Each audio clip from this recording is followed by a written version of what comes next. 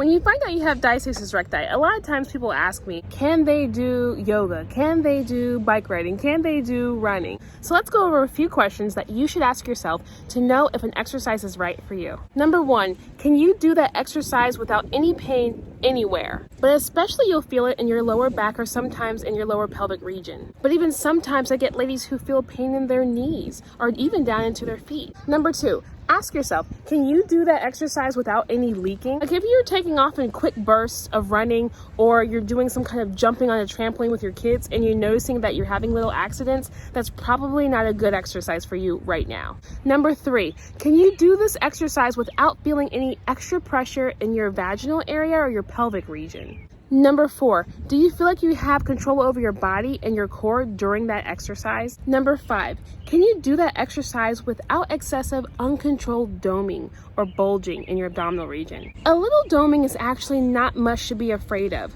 but if it's going to the max of what your doming can look like, then you should back away from that exercise. So then obviously, you would need to know what maximum doming looks like for you. And then make sure when you're doing an exercise, you're not reaching that point of maximum doming. If you're below that and just have a little bit of doming, it shouldn't do any further damage.